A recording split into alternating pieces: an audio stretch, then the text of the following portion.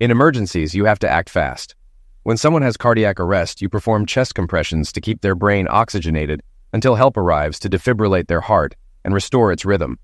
You stop the bleeding before worrying about a broken bone. I sat on the patio, clueless about what to do first. This was a new situation for me, and I felt blindsided. As a critical care nurse, I honed my observation skills. I could spot subtle signs of a patient's decline and act swiftly, often saving lives.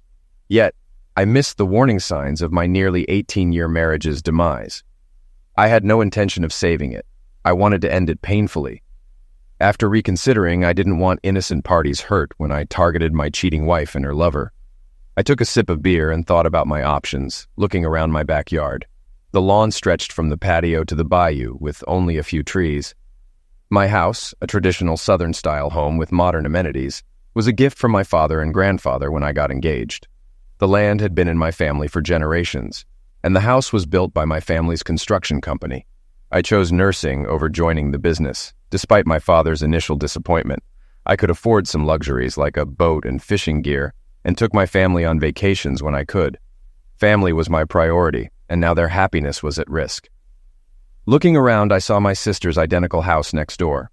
I called her over. We needed to talk. "Isn't it early for a drink, Rob? It's only 2 p.m., she said, noticing my beer. "I'm off for the weekend in the mood," I replied. She knew my work schedule allowed for frequent time off. I preferred having a cooler of beer nearby to avoid trips to the fridge. Offering her a drink, she sat down. "So, what's so urgent?" Susan asked. "You told me not to call anyone before talking to you." "I found out Bonnie is cheating on me," I said, my voice shaking. "Are you sure? Maybe it's a cruel joke," she asked. I nodded. "There was a video attached, no doubt." "Who sent it?" "I don't know," I replied. "The email said, 'You should know your wife is cheating. Here's proof.' The sender was pissed off 999. Susan was furious. "That cheating cow. Doesn't she know you'll destroy her and her lover? Do you know who the guy is?" I nodded, ready to respond, but she cut me off. "If Rich ever cheated on me, I'd destroy him. How does Bonnie even find time to have an affair? She's home almost every night, except for bachelorette parties where I'm always present. She works with Rich, and they usually drive together. He would notice if she was having fun." Susan paused, noticing my shocked expression. "No way," she exclaimed. "She's cheating with my husband. They're cheating on us with each other." Her face turned red and tears welled up. "I'm sorry. I wanted to tell you gently," I said, hugging her. "I've had a couple of hours to calm down, enough not to grab a weapon." She cried briefly, then composed herself. "Okay, what do we do? Wait for them and then confront them?" she asked. "I love him, but I'm not tolerating this." "We need to be smart," I said. "Act normal tonight, just like yesterday. We'll greet them with a kiss." Susan frowned. "Are you serious? We need a plan. We'll get legal advice tomorrow.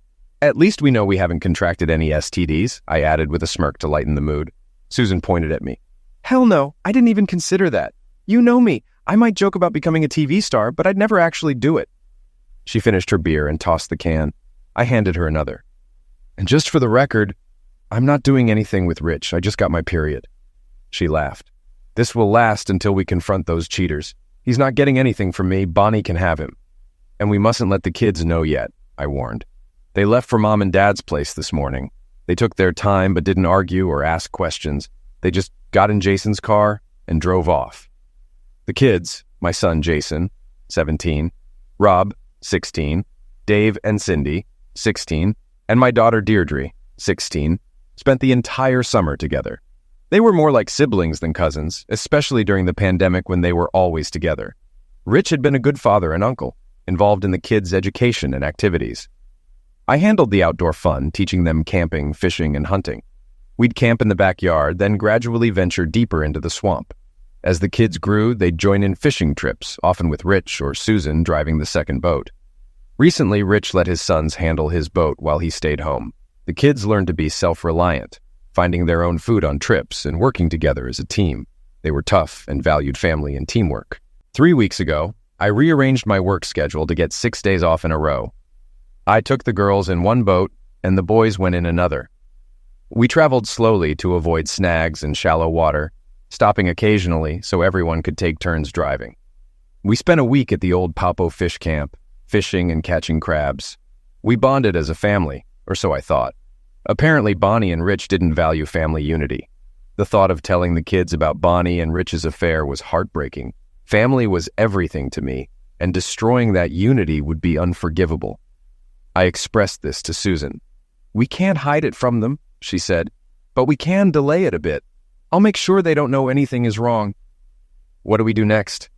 "I can't forgive or forget infidelity, no matter what Bonnie says," I replied. Susan agreed. "I can tolerate a lot, but not cheating. I need to figure out how to get rid of her without losing everything. I won't risk jail or let her take the kids. I can't hurt Rich either. I have to be there for the kids." I opened another beer. "I get it. We need to break him financially. I'm going to take every penny I can get. Child support, alimony, everything." I agreed. Rich earned more, so Susan had a better chance. Bonnie could drive me to the pen, as courts often favor women in divorce cases. In my job, I handle trusts and wills, but I know enough about the law to say our assets are protected, Susan said. "Our houses are safe.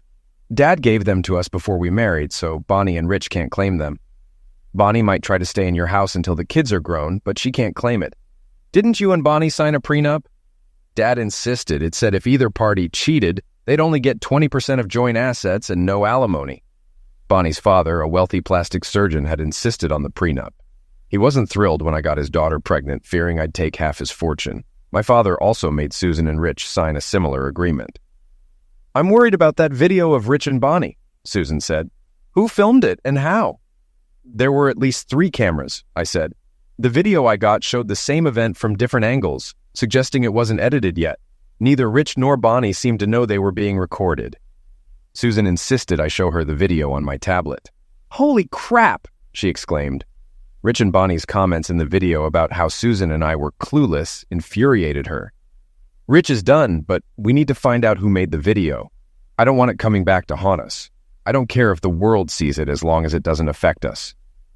I agreed, suggesting we hold off on a public reaction. Susan sat silently, pondering our next steps, then began to sob. I hugged her, and we both cried, unable to hide our pain anymore. That night, I met Bonnie at the door, hugging and kissing her. I half expected her to pull away, but she kissed me back.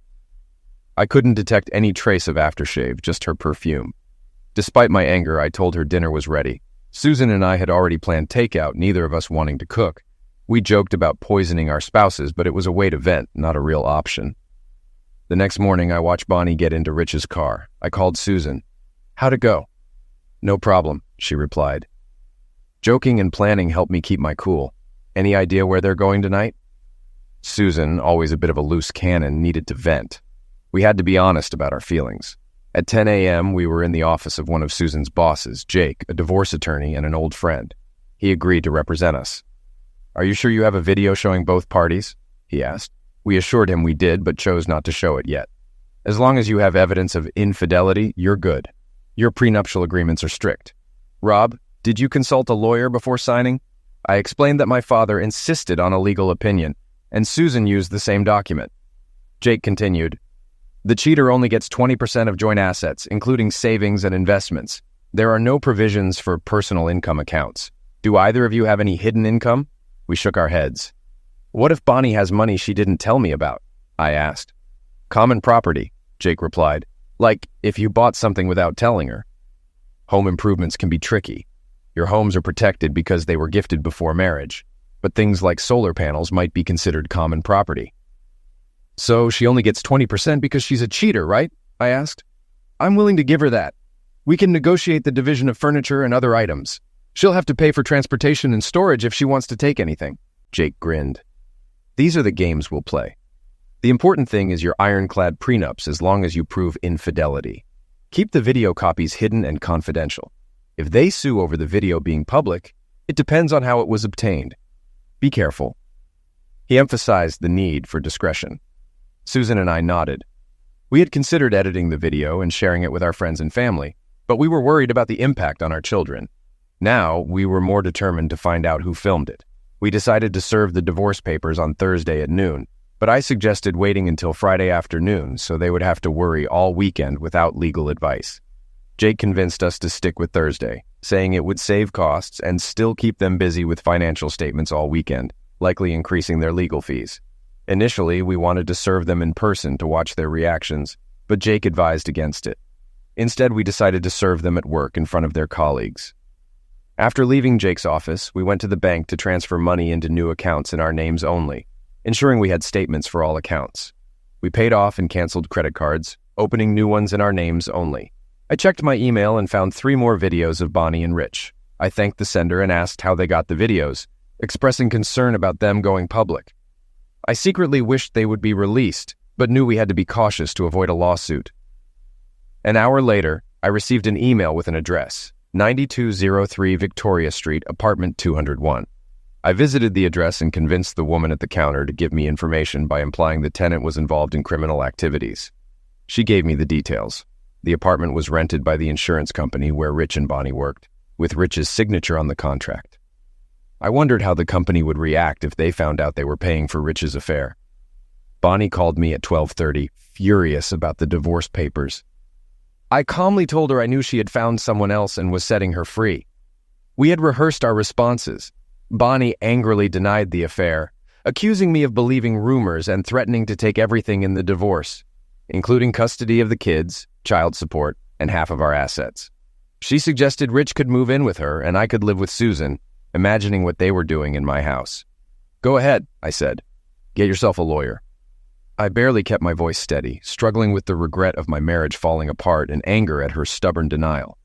I hoped Susan hadn't revealed too much to Rich. By the way, the girls are packing your things. Susan told the boys to pack Rich's. Everything will be in front of the house for you to pick up this afternoon. We got a restraining order and changed the locks this morning.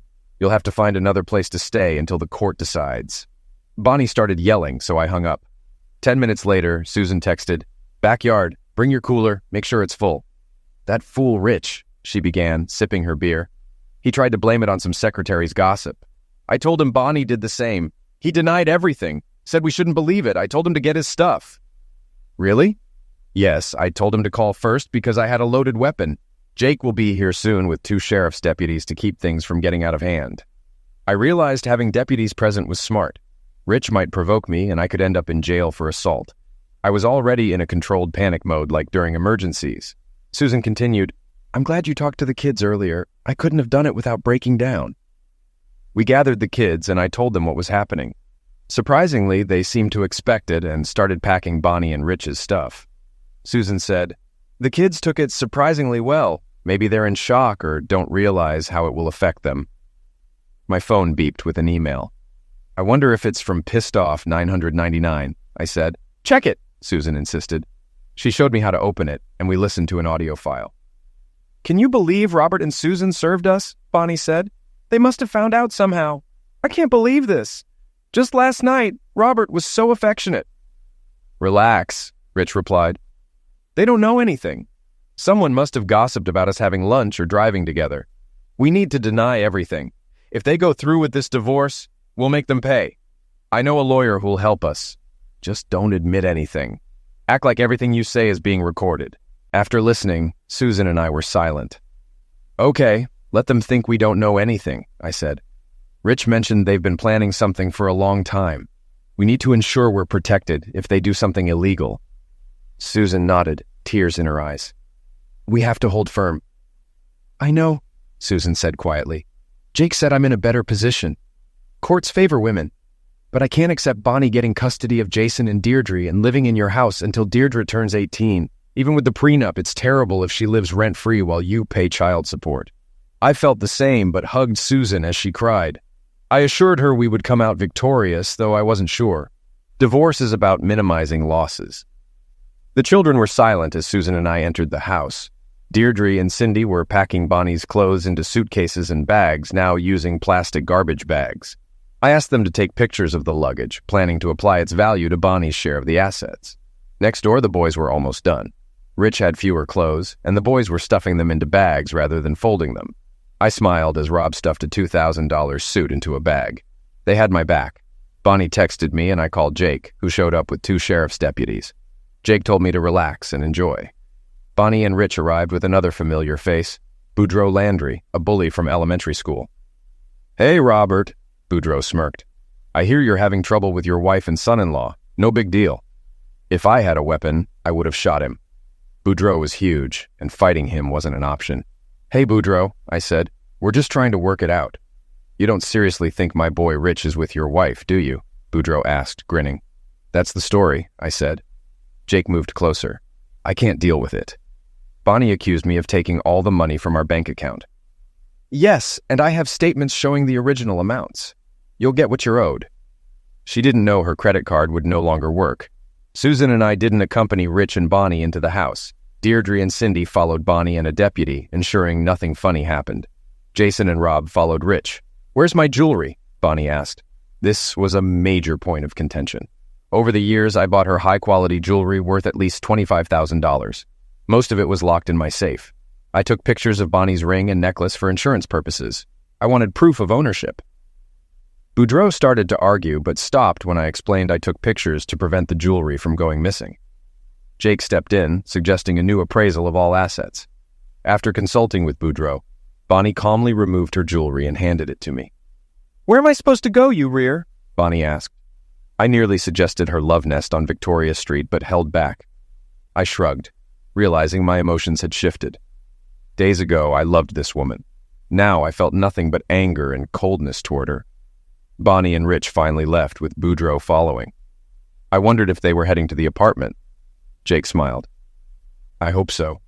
We have someone following them. If we reveal the apartment now, it will help our negotiations." Instead, they went to the Holiday Inn near their office. Cheerfully, I helped them move their things inside. I needed more flash drives for backups of the audio and video files. Susan and the girls were making dinner when my phone beeped with another email. Susan followed me to the computer. "Okay, guys," Boudreaux's voice said. "Someone's probably following Robert. Stay at a motel and get a room with 2 beds. Make sure both beds look used. The investigator can bribe the maid to check. We'll say you're sharing a room to save money." "It was embarrassing when my card was declined," Rich said. "Good thing I took extra cash. What's next? I'll call the credit card company to open a new account." "Robert's thought about jewelry," Boudreaux continued. "He likely has a list. Protect any hidden assets. Legally, they're community property, but what Robert and Susan don't know about, they can't claim. Don't hide too much. You might get caught. If you have a secret bank account, make sure it holds only a small amount. Offshore accounts are better. You don't want to be caught lying under oath." "Now what?" Bonnie asked. "They can find our Baton Rouge accounts." "Screw that," Rich exclaimed. "We'll fly to the Cayman Islands and open an account there. Make the room look used.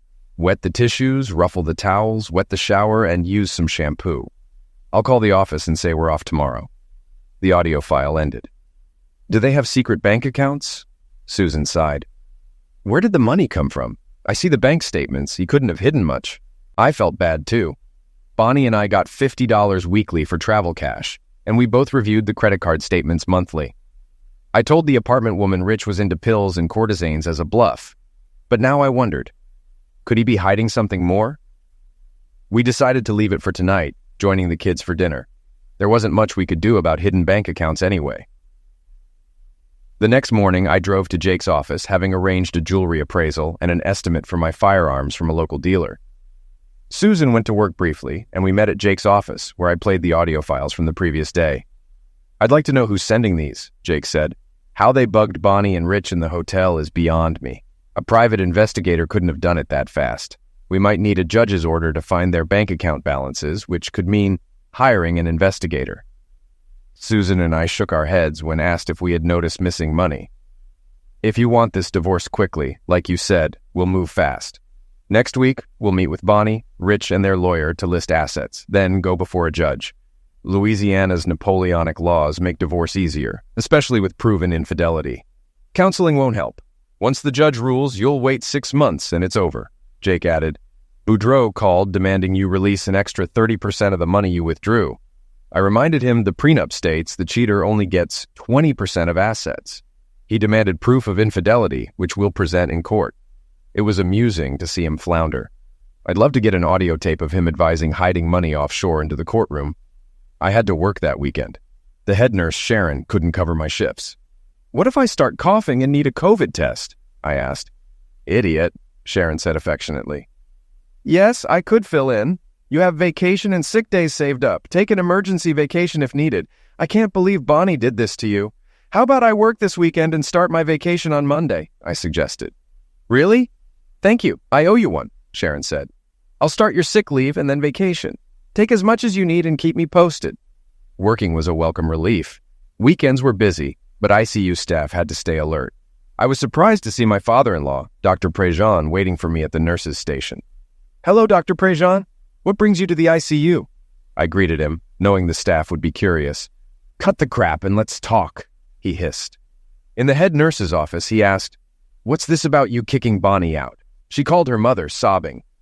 John, I found out Bonnie is having an affair, I said bluntly. She's cheating on me with my sister's husband. I'm dealing with a family crisis. It was a rumor started by gossipers at the office, said John. They commute together and often have lunch together. She told us the rumors about an affair with her boss were just that. Rumors. I decided to be open with him, despite our history. I haven't told anyone except my lawyer and my sister. I haven't even told Bonnie and Rich everything I know, let alone the kids, I said, holding back my emotions. I have proof. Video and audio files. This isn't just a rumor. Dr. Prejean looked shocked. What are you going to do? He asked softly, already knowing the answer. What can I do? I replied. I'm trying to protect the kids, but I can't just ignore this. John, what would you do if Bonnie had proof I was cheating? I'd want your head on a platter. I'd help her bury you, he said honestly, with tears in his eyes. What about Jason and Deirdre? How are they handling it? He asked. They're talking more with their cousins and each other than with Susan or me. They seem to be holding up, but they're angry with Bonnie. I told them they need to talk to her, but I don't know if they have.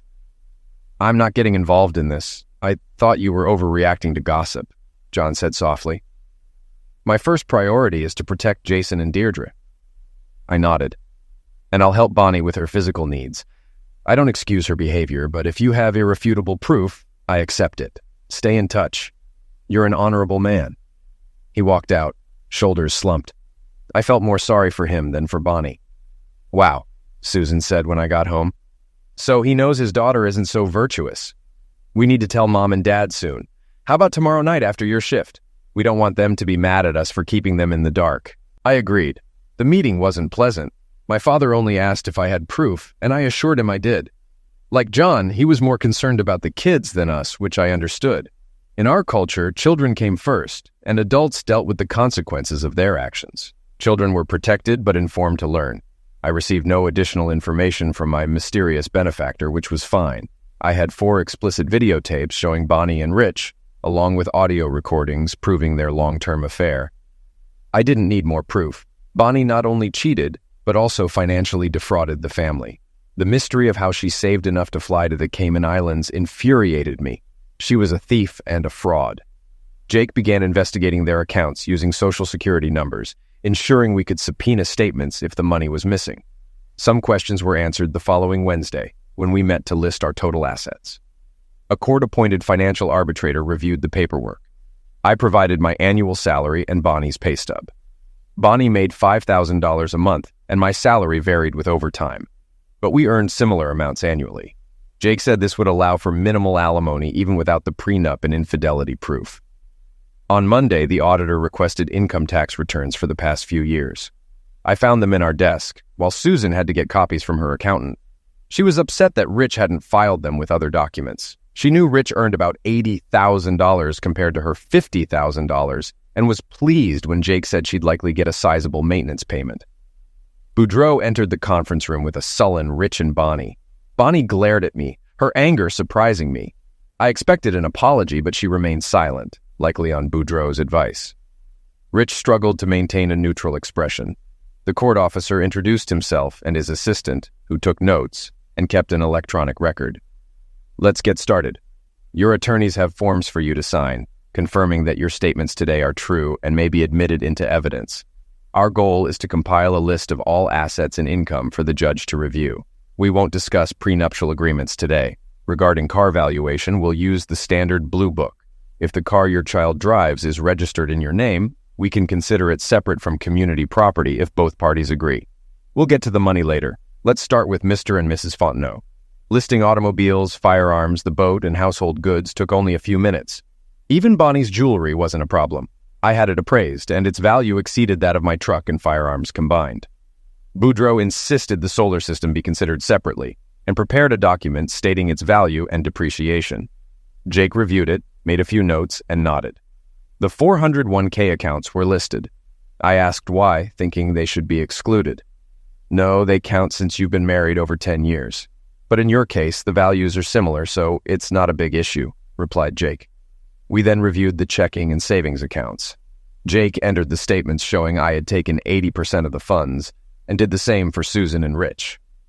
It's straightforward, said the auditor. Mr. Jacobs, there's a big discrepancy between Mrs. Fontenot's salary estimate and her tax returns for the last 2 years. Rich tensed up. I've estimated each of you earned $60,000, I explained. I multiplied her monthly salary by 12.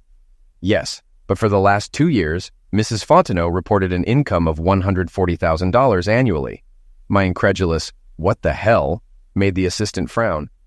Didn't you look at your tax return? He asked. I shook my head and explained that Bonnie and Rich had a new accountant handle our taxes electronically. I just looked at the small refund we got. Bonnie turned purple. Her salary includes $80,000 in bonuses each year, Mr. Jacobs said. I looked at Boudreaux. And Mr. Jenkins got $110,000 in bonuses each year, Jacobs continued. Susan asked how much extra that was. Net, about $80,000 a year, totaling about $160,000. So where's the money, Bonnie? I demanded. Is that why you went to the Cayman Islands last Friday to hide it? Bonnie angrily asked, How did you find out? Are you following me? She then composed herself. No, I didn't need to, I said. You did it yourself. Both you and Susan insisted the kids install phone locator apps. Jason and Deirdre used it to track you when you didn't answer them on Friday. They saw you reappear near the coast, suggesting you were in the Caymans. Bonnie and Rich looked astonished. They checked your office on Monday and saw you weren't home, but in Baton Rouge, likely transferring money into new accounts, I added. Jake spoke up. Boudreaux, we can get statements to prove those account balances. It's illegal to hide money offshore to avoid distributing joint assets. Your clients flew to the Caymans right after hiring you. Hiding assets like this is a felony. Bonnie began to cry, and even Rich looked scared. Boudreaux's face turned pale and then red. I didn't do anything like that, he declared, looking at the recorder and Jacobs' assistant typing away. Susan asked Jake, Can we get them to return the money? Jake nodded. Yes, we'd get our share in the end. Even if we have to confiscate their paychecks, 80% of those accounts will become yours once infidelity is proven in court. But there's no money left, exclaimed Bonnie. It disappeared when we tried to transfer it. Rich tried to silence her, but she continued. I think you stole it, she accused me. I looked at her incredulously. I didn't know for sure about the money until recently. I suspected it, but I had no idea of the amounts. What are you claiming now? Did you spend it all or lose it? Both are nonsense. She explained that they tried to transfer the money electronically at the bank in Grand Cayman, but the transfer was denied. They then went to Baton Rouge to investigate. The online statement showed the transfer, but no routing number or account details. Provide me with the bank information for the Baton Rouge account, and I will investigate, said Mr. Jacobs. I can get the results faster and enter them into the court documents. Rich and Bonnie left the room looking dejected. Susan wondered where the money went, and I shrugged, sharing her thoughts. Our case was expedited, likely because Bonnie and Rich had begged Boudreaux to speed things up. They stayed at the Holiday Inn for a week before moving to the apartment on Victoria Street. It amused me to think about them in their love nest, likely struggling with cash flow and Boudreaux's fees. All 5 children insisted on attending the hearing, and I agreed since they were affected by the divorce. Jake explained what to expect. Judge Goodry conducted his hearing semi-formally, sitting at the table with us. Jake, Susan, and I sat to Boudreaux's left, with Rich and Bonnie across from us. The kids sat in the gallery. Following Jake's lead, we stood as the judge entered. He waved for us to sit. I handle family cases in a semi-formal setting, he explained. Sit and speak when I address you.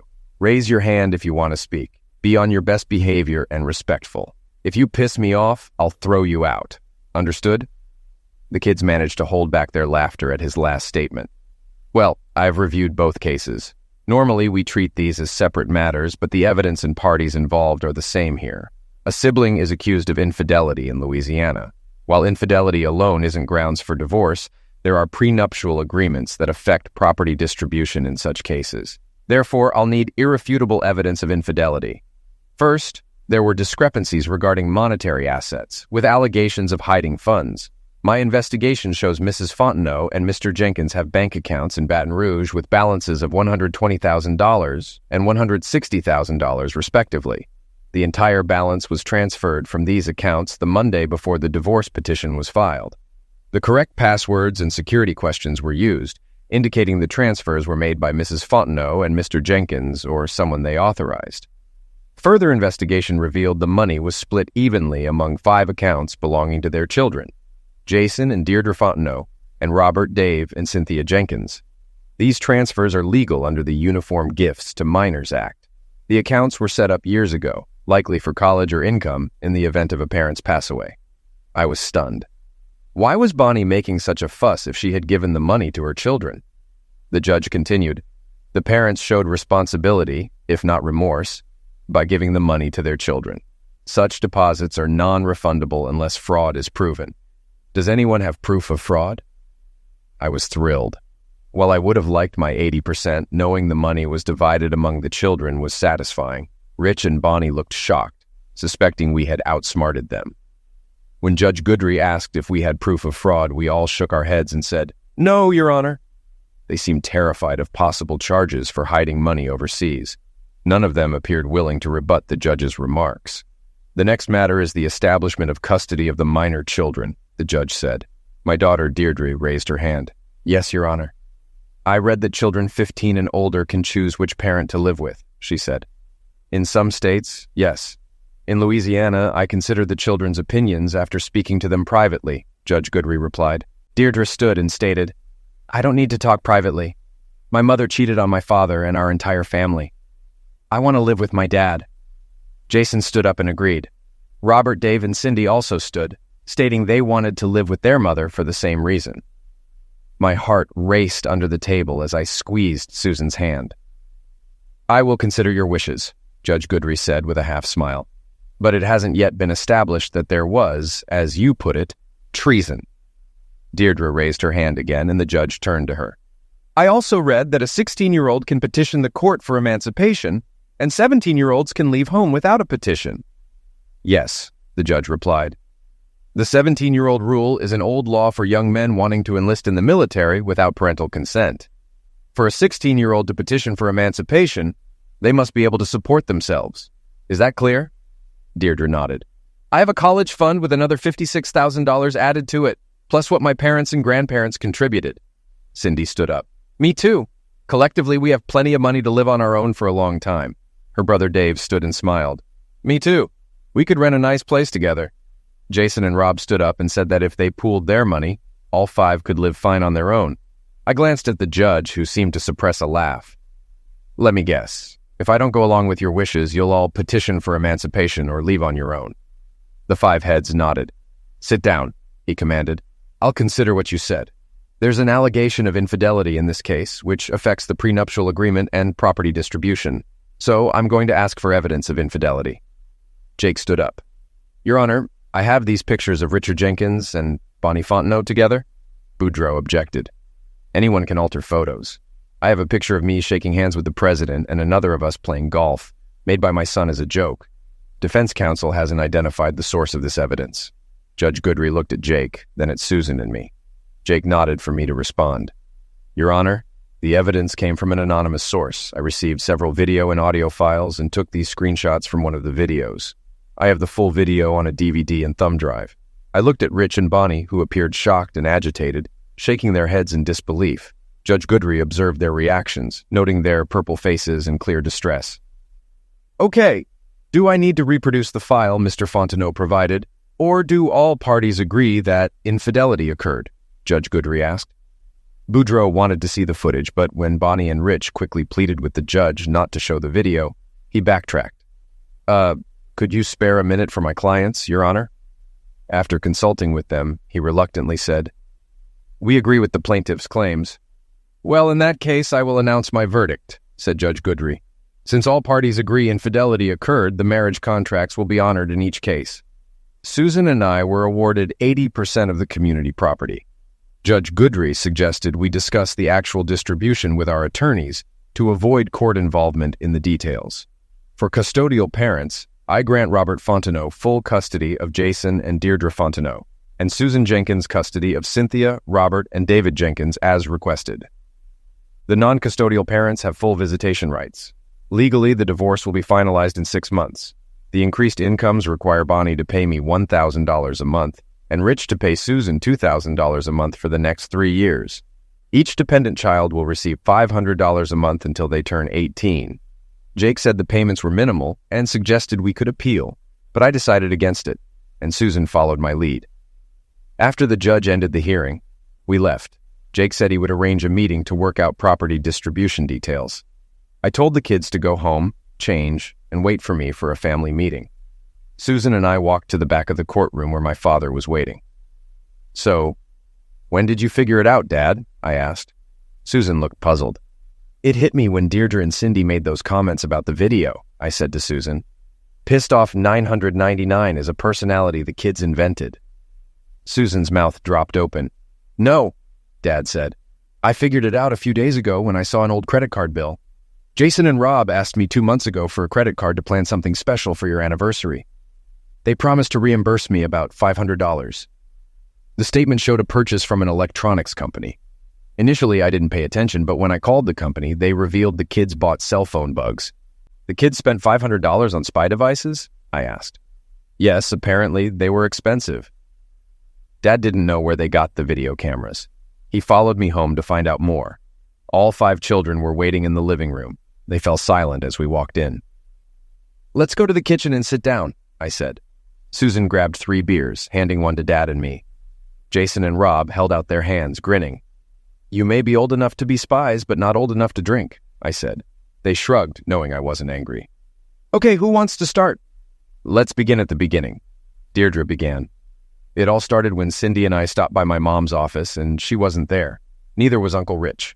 This was around the time they began phase 2 of the COVID lockdown. We thought we could get some money from one of them to see a movie. The receptionist said they were out and had left long ago. It was well past lunchtime, so we decided to track them. You know, we have a locator feature my mom insisted on installing on our phones.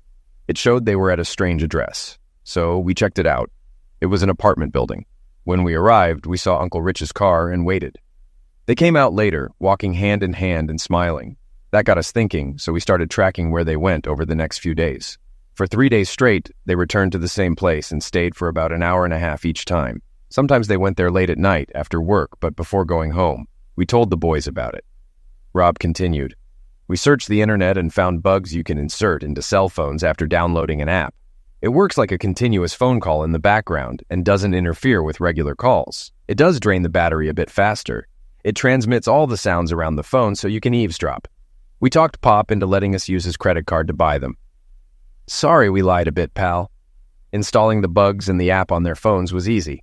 We took turns checking them and eavesdropping on conversations. We recorded anything interesting to share later, so that's clear with the audio recordings. "But how did you get the video and find out which apartment they used?" I asked. "We looked at their keys. They both had a key marked 201. That's not their office number. So Jason copied his mom's key. We went into the apartment a couple of times and looked around. We decided we needed cameras," Deirdre explained. "So we bought a few and a small transmitter," added Dave. "That was pretty cool." The boy was excited about the technology. He didn't notice he was describing the end of several marriages and the breakup of 2 families. At least Susan and I got some answers. The cameras were motion sensitive, so they didn't burn too many batteries. We hid the receiver under the couch. The receiver got information from the cameras and transmitted it to our receiver. We recorded it. It seemed simple. "So you took a video of Bonnie and Rich doing it. You also recorded audio files and sent some to me." I spoke carefully. "These were my kids, my nephews, and nieces. I couldn't ruin my relationship with them. But there was another issue. Money, Dad. When Cindy and I first looked at that apartment, I realized our mom was gone," Deirdre stated. "Well, not gone, but not back to where our family used to be. They had clothes stashed away, and Mom had some outfits I recognized. She had a makeup kit, towels, and washcloths too. We knew what they were doing. They'd work out, clean up, and then come home to you and Aunt Sue like nothing had happened. We were all furious. They weren't just cheating you and Aunt Sue, they were cheating us. Now about the money. The secret bank accounts were a side issue, Cindy said. When we looked around the apartment, we found some bank account papers. There were instructions on how to access it online. It took a while to find the actual accounts. We even spent time in Dad and Aunt Bonnie's offices peeking in on them. A couple of times, the receptionist let us in to wait for them. She giggled. We looked through a bunch of folders and finally found one in the bottom drawer of Dad's desk with some applications. Then we looked in Aunt Bonnie's office and found more papers. Aunt Bonnie had a small notebook in her purse with passwords and stuff in it. It didn't say secret bank account, but we could tell the password was unusual, much more so than the one she uses for her cell phone. And it worked. It took a while, but eventually we realized it was the right password. They were using the same password for both accounts. Jason took control of the situation. We already knew they were up to something shady. When we discovered their hidden bank accounts, we got really angry. We wondered if they were dealing pills or embezzling money. Dave was the one who came up with the idea of putting money in our accounts. Dave blushed. Actually, I said we can't let Dad and Aunt Bonnie get rich and leave us hanging. We read about dividing assets in a divorce, and we didn't like the idea of them keeping half the money either. We had accounts set up by Powwow, and I thought maybe we should take all the money. I thought the cops might catch us, but since we were minors, and it was our parents' money, we wouldn't get in serious trouble. We thought it might work, so we did it. If we'd known about the 80-20 share, we probably wouldn't have taken it, Deirdre said regretfully. It actually worked out better that way. And then you guys started sending me video and audio files? I said, looking around the table. I was at least a little relieved to see an expression of restraint rather than outright pride. That was the hardest part, Jason said quietly. We were really, really mad at Mom and Uncle Rich for what they were doing to all of us. We didn't want to hurt you and Aunt Sue, but we couldn't do anything. So we sent you that first video. We kept trying to get you to visit Mom and Dad. We knew you were upset. If you pulled a weapon out of the safe, we would have told you everything. We knew you'd tell Aunt Sue. We kind of moved on. We already moved the money that Mom hid. I think we stole it. Well, I know we stole it, but we figured they cheated us, so it was only fair. I hope you and Aunt Sue weren't too upset. I looked at Susan, who had a look of amazement on her face from the start. I hope you kids never get mad at me. And Sue, I said with a smile. But if you ever nail me like you did your mother and Rich, I'll punch you to loss of life, even if it's with my walker in a nursing home. They all chuckled at my threat. You'll never have to worry about that, Daddy, said Deirdre. You'll never let the family down. We Cajuns stick together. One thing I don't understand, my dad said. You bought cell phone bugs with my credit card. They were awfully expensive. Where did you get the money for the video cameras? From them. Yeah, they cost about $500 for each camera because they shot full video with sound and had built-in motion and sound detectors. We got 5 of them, replied Jason, plus another $500 each for a hidden transmitter that sent a signal to a receiver we hooked up to Deirdre's computer. That's a total of $3,500 plus shipping, but we can get half of that money back if we return it undamaged. We already pulled all the cameras and the transmitter. We probably lost the cell phone bugs, though. As for the credit card, we used Dad's Visa card.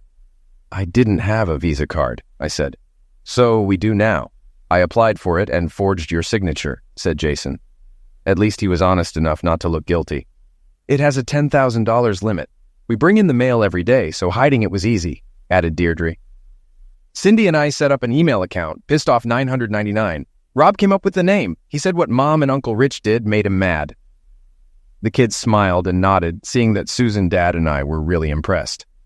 So the bugs in the cell phones are still active? I asked. Dave nodded. Yes, they work as long as the cell phone batteries are charged. Thanks to that and the phone location app, we know where they are and what they are doing at all times, said Dave. He was thrilled when he realized they weren't in trouble. If one of them is talking on their cell phone, we can hear it. It's voice-activated, so it's a lot of car sounds and business talk. We took turns going through the files to pick out anything important. I demanded access to the audio recording. As a result, Susan and I had advanced knowledge of Bonnie and Rich's demands. At the property division meeting, Bonnie was so eager to get her jewelry that she gave me most of the cash and all of the housewares. We granted some of their requests without much argument, but we made them grovel during the process. Susan shocked everyone except me when she suggested they walk across town with signs on their heads saying, "We cheated on our spouses." The alternative was to appeal the amount of alimony and child support. I thought Boudreaux's eyes would pop out of his head at that threat. We heard Boudreaux tell them they got off easy on the child support payments and warned them that Susan and I would likely appeal the amounts. Susan eventually recanted, forcing them both to apologize on their knees. I don't know exactly how it happened, and I'm willing to swear on a stack of Bibles that I had nothing to do with it. Somehow, 2 months after our hearing, the insurance company that Bonnie and Rich worked for found out that he had rented an apartment for a love nest with company funds. Although everyone in the office had gotten premiums for the past 2 years, for some reason, Bonnie had them much higher than usual each year. Rich managed to get big bonuses, too. No one ever figured out why. When all this got out, he and Bonnie were fired. No big deal. The company didn't want any publicity. None of the videos ever made it to the internet. Susan and I couldn't have cared less, and we joked over beers that it would have been fun to make them stars. But the kids didn't want to publicly embarrass themselves. We understood their point of view. Bonnie and Rich now live in New Orleans working for a small shipping company. Since leaving town, they hardly ever visit the kids, and they rarely even call. Last I heard, they are having a very difficult time paying child support and alimony. I wish them well. Well, maybe not.